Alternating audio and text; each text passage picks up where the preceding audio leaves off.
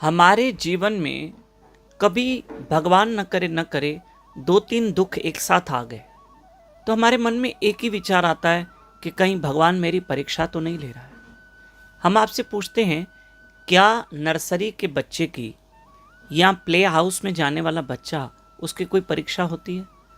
नहीं होती है। ऐसे अभी हम भक्ति जीवन में मानो ऐसे हैं जैसे नर्सरी में हैं, तो फिर हमारी परीक्षा भगवान क्यों लेंगे? नहीं, हमारे जीवन में भगवान न करे कोई दुख आया भी तो वो हमारे कर्मों का फल है। हमें भगवान को ये नहीं कहना कि आप परीक्षा ले रहे हो। जैसे किसी के जीवन में दुख आता है, किसी के जीवन में दुख आता है तो दुनिया क्या कहती है? कर्मों का फल होगा, तभी ये दुख आया। और वही दुख हमारे जीवन में आता है तो भगवान पता नहीं कौन सी मुझसे परीक्षा ले रहा है। नहीं, भगवान हमसे कोई परीक्षा नहीं लेता। हम अभी उतने उच्च कोटि के भक्त नहीं हुए हैं कि भगवान हमसे परीक्षा ले। ये हमारे अपने कर्म के कारण होता है जो जीवन में दुख सुख आता है। हाँ, लेकिन एक बात है कि भगवान हमेशा अपने भजन करने वालों पे, नाम सिमरन करने वालों पे दया करता है, कृपा करता है। हम तो ये कहेंगे कि अगर जीवन में कोई दुख भी आया, प्रारब्ध में जो दुख लिखा है, और अगर दुख भी आया और अगर हम भजन करते हैं, अच्छे से स्मरण करते हैं, तो भगवान सूली की सजा कांटे में डाल सकते हैं। देखो, मैं अपना प्रारब्ध नसीब नहीं बदल सकता हूं, लेकिन भगवान तो सब कुछ कर सकते हैं। भगवान के नाम में सारी शक्ति है।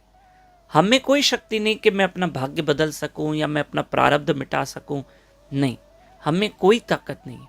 लेकिन हाँ, भगवान का नाम सर्व सामर्थ है, वो सब कुछ कर सकता है। और भगवान के नाम से ही सूली की सजा कांटे में टल सकती है। पांडवों के जीवन में भी दुख आए, लेकिन फिर भी उस हर दुख में भगवान कृष्ण आगे खड़े थे। महाभारत के युद्ध में भी कृष्ण आगे खड़े थे और भगवान ने उनका जो दुख था, उस दुख में भगवान ने साथ दिया। पांडवों को कितने साल वन भोगना पड़ा, कितने पांडवों के जीवन में कष्ट आए सही। प्रारब्ध अगर पांडवों को भी मान लो भोगना पड़ा, मान लो, तो भी प्रारब्ध में भगवान ने उनका साथ दिया है। भक्त को भी जब कोई प्रारब्ध भोगना होता है, भक्त के जीवन में भी प्रारब्ध होता है, और अगर कुछ प्रारब्ध अगर भक्त को भोगना भी पड़ता है, पर भगवान सूली की सजा कांटे में कर देते हैं और भगवान उस प्रारब्ध में उस भक्त का साथ देते हैं।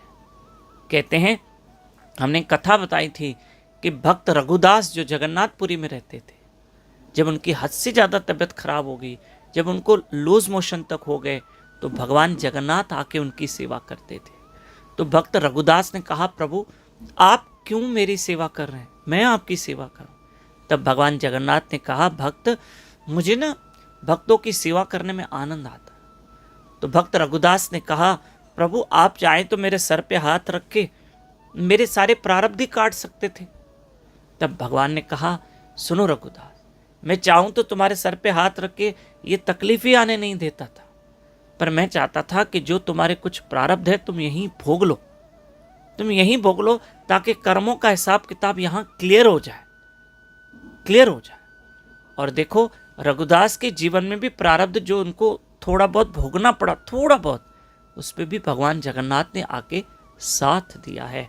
तो प्रिय बंधुओं, जो हम भजन करते हैं ना, भगवान भजन करते हैं, और भजन करते करते भी अगर कोई दुख आया तो वो भगवान हमसे परीक्षा नहीं ले रहे हैं, उल्टा उस दुख में भी भगवान साथ देंगे। कल बहुत बड़ी एकादशी है, आषाढ़ी एकादशी।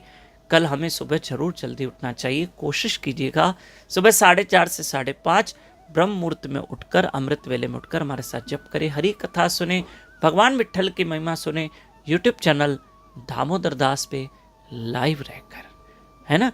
कल 25 जुलाई शनिवार एकादशी। हरे कृष्ण।